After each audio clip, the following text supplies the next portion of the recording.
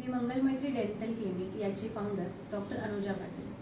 आज मी एक फार महत्त्वाचा विषय आपल्यासाठी घेऊन येत आहे. तो म्हणजे आपलं मौखिक दंत आरोग्य, म्हणजे आपले तोंड, दात, जीभ, हिरड्या याचा संबंध आपल्या सामान्य आरोग्य म्हणजे सिस्टमिक हेल्थ याच्यावर कसा होतो, त्याचे सकारात्मक आणि नकारात्मक परिणाम आणि रिलेशन कसं आहे त्याबद्दल मी आज बोलणार आहे. प्रथम म्हणजे चांगले दंत स्वच्छता व कीड याचं रिलेशन काय असतं. जेव्हा आपण सकाळी उठतो किंवा काहीही खातो तर बऱ्याचदा अन्नकण हे आपल्या दातांमध्ये फसून जातात. या अन्नकणांचं रूपांतर नंतर प्लाकमध्ये होतं.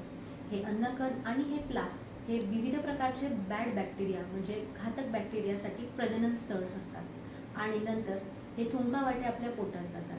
त्यामुळे नियमित 2 वेळा ब्रश करणे व फ्लॉस करणे यामुळे आपण या बॅक्टेरियांपासून सुटका मिळवू शकतो. तो मुद्दा म्हणजे आपल्या हिरड्यांचे आजार व प्रणालीगत आरोग्य.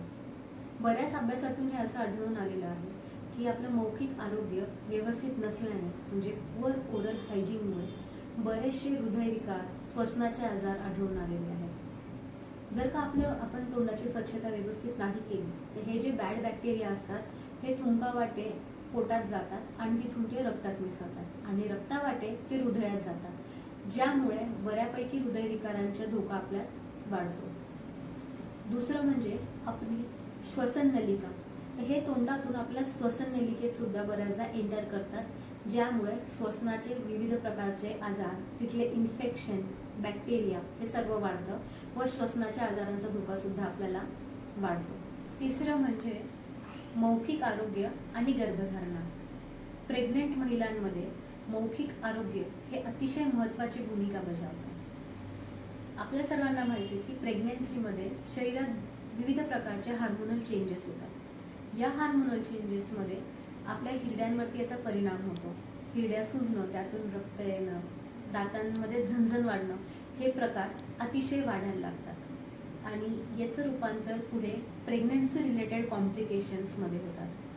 उदाहरण म्हणजे मुदतपूर्व बाळाचा जन्म होणे, म्हणजे जसं की 9 महिन्यात बाळ जन्माला आलं पाहिजे, तर ह्या बॅक्टेरियाजमुळे, कॉम्प्लिकेशन्समुळे डिलेवरी ही लवकर होते. दुसरं म्हणजे बाळाचं वजन कमी भरणे, कमी वजनाचं बाळ जन्माला येणे इत्यादी प्रकारचा धोका सुद्धा मौखिक आरोग्य व्यवस्थित नसल्यामुळे प्रेग्नेंट महिलांमध्ये वाढतो. चौथं ते म्हणजे पचन आणि पोषण. आपल्या सर्वांना माहीत आहे की अन्नच नियमित आणि व्यवस्थितपणे चावणं हे पचनाचं प्रथम आणि सर्वात महत्त्वाचं पाऊल आहे आणि या अन्नाचं पचन व्यवस्थित झालं तर त्यातील जे पौष्टिक घटक आहेत ते आपल्या शरीराला लागतात आणि ह्या सर्वांसाठी निरोगी दात आणि हिरड्या हे किती महत्त्वाचं काम करतात हे मला तुम्हाला सगळ्यांना वेगळं सांगण्याची गरज नाहीये.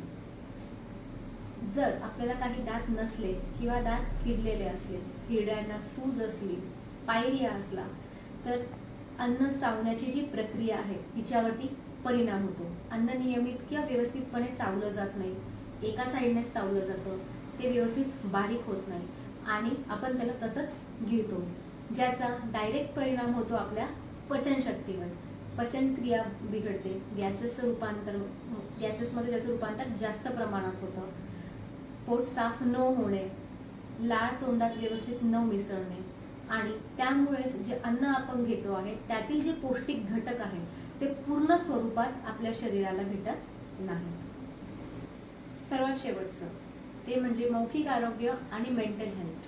आता यांचा संबंध कसा, तर चांगले दात असणं, स्वच्छ सुंदर दात, स्वच्छ सुंदर हिरड्या, तंदुरुस्त मौखिक आरोग्य हे नुसतं अन्न बारीक करण्याचं काम नाही, तर हे एक चांगलं व्यक्तिमत्वाचं, सुंदर हसण्याचं आणि एक आत्मविश्वासी व्यक्तीचं प्रतिबिंब असतं.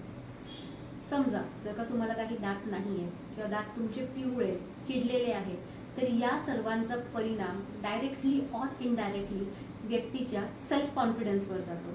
बऱ्याचदा आपण बघतो की दात वेडेवाकडे आहेत, पुढे आहेत किंवा पिवळे असल्यामुळे आपण मोकळेपणाने हसत नाही, बोलत नाही. तोंडाचं आरोग्य व्यवस्थित नसल्यामुळे बऱ्याचदा आपण जेव्हा बोलतो तेव्हा आपल्या तोंडातनं दुर्गंधी येते, वास येतो, त्या भीतीने आपण एका अंतरावरती लोकांशी बोलतो आणि या सगळ्यांचा हळूहळू आपल्या कॉन्फिडन्सवर आणि आपल्या व्यक्तिमत्वावर परिणाम होतो. बऱ्याच केसेसमध्ये ते हे सुद्धा आढळलं आहे की याच्याने कमी प्रमाणात का होईना पण डिप्रेशनची सुरुवात लोकांमध्ये झालेली आहे.